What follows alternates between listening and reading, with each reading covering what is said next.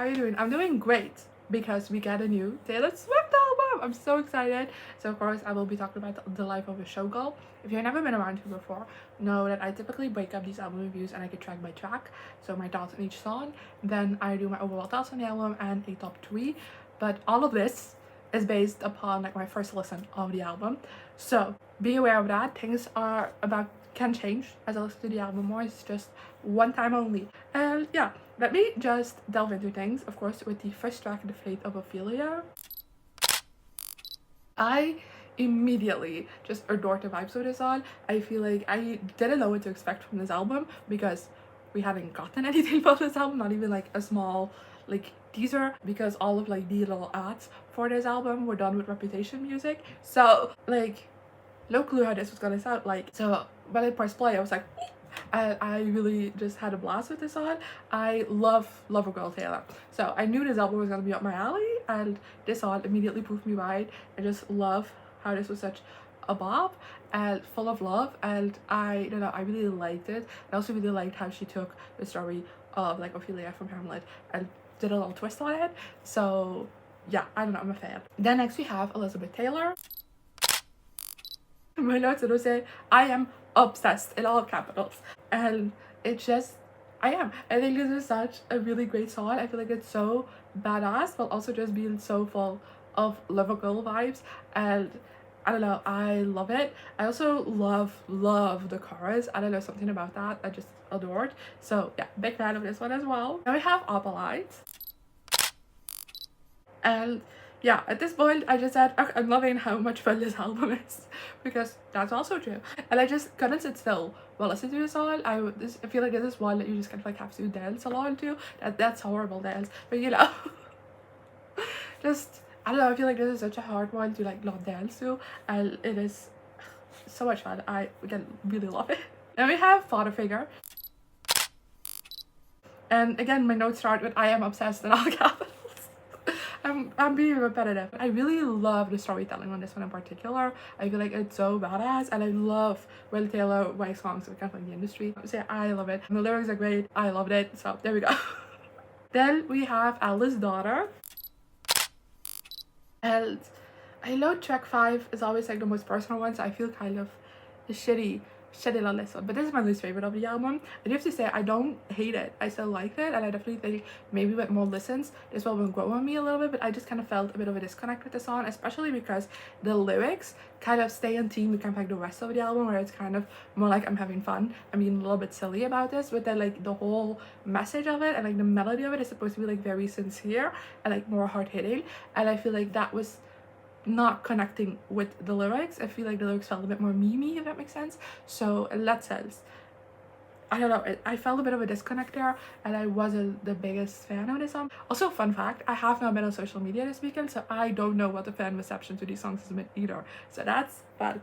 Anyway, the next we have Ruin the Friendship, and this one I really like. I feel like it had a very dreamy vibe to it, which is very different from what I was expecting from the song. I also really like the storytelling of this one. I feel like this generally is a story, you know, we start at point A and we end at point B, and it is the whole journey of how we get there, and I think that's just really well done. But then like the twist, let's say, in the bridge, oh god, it hit. It made an impact, I have to say that, and I legitimately teared up. Like that elevated to song to like an extra level, to have that extra knowledge in it, I guess, the way I was reflecting on this time, and it makes me so desperate to want to listen to this song again and see how my thoughts on it might change. Then next we have Actually Romantic, another one I'm in love with. Oh my god, I feel like the guitars on this one, such a vibe. I love it so much, and I love Taylor doing this track. I feel like this is a better version of Bad Blood. I was gagged by this one. It's generally so good, like the way she manages to diss someone while also just only say compliments about them, basically. Oh, so good. And be like, you talk so much about me is actually romantic, but like all you're saying about me is negative. I don't know, I love it. I think this is this is great. Then next I have Wishlist. I think this song again is a vibe. I feel like all of the songs have a vibe. I also think this has great visual imagery. I feel like you can picture everything she's talking about so well. So in that sense, that's really well done. And then I don't know, I think it's a great romantic track. So I like also get a lot what I was expecting for this song, especially because she has the dollar signs in it. I was expecting something else from it, but I don't know, I really like it. Then we have Wood. And honestly, this is such a groovy track.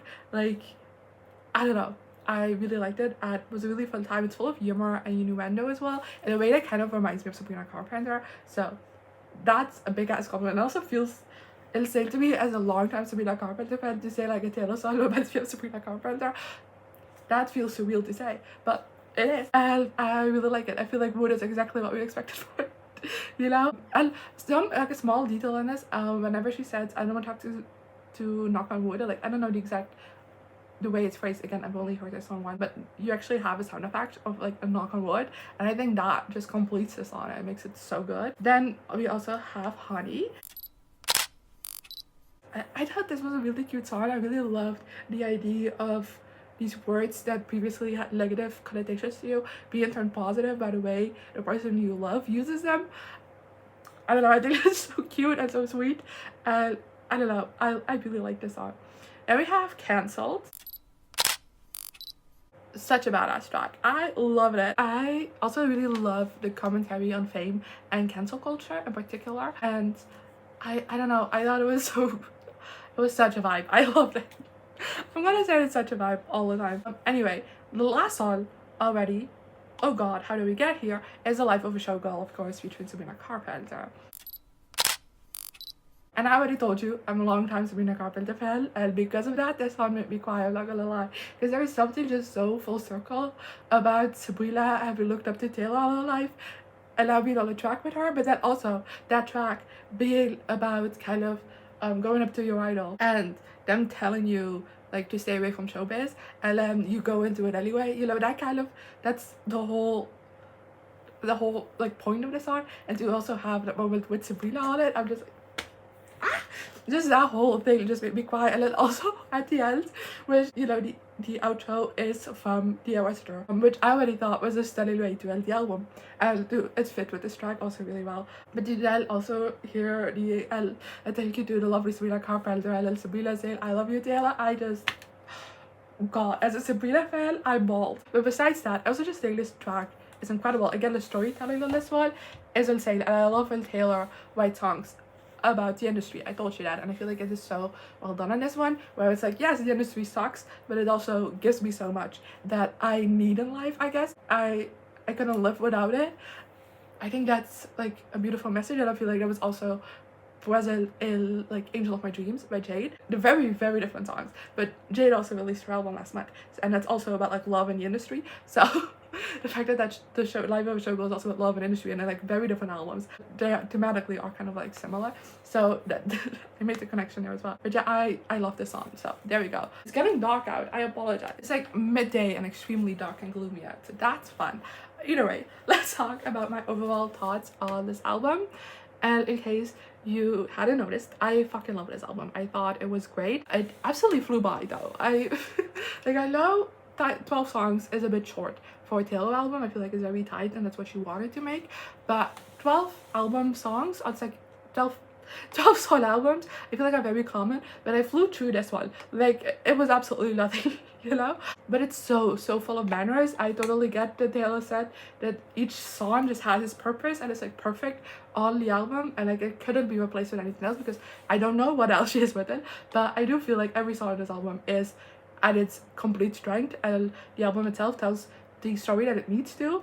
I also love Taylor being in a Lover Girl era. I already told you that, and this album was so full of it. It's so full of love, so fun, so vibey, but it also has some commentary on the industry where it kind of, and like the life of a showgirl, to like reference the title, where it gets a little bit more dark, I would say. But like that is the moments where like those stronger guitar riffs come in and she is a bit more badass. So I really like that. And yeah, I just had a blast listening to this album, and I have to say that I'm still kind of like processing everything, and I'm very excited to listen to this again and again and again. And I do think this has the potential to become my new favorite Taylor Swift album, which for reference, my previous favorite was Lover. So I think this has the potential to like jump over that, but I have to sit with this more, listen to it more. But it's definitely there. So Picking a favorite from this album was really difficult, but for my top 3, I'm gonna go from 3 to 1. Typically I go from 1 to 3, but I think from 3 to 1 is more fun. So at number 3, I have Fate of Ophelia. On 2, I have Cancelled, and then on 1, I have The Life of a Showgirl. And not just because I'm biased or Sabrina, like I legitimately, I love that song so much. Even if Sabrina wasn't on it, I would love it, but you do have that added element to it that.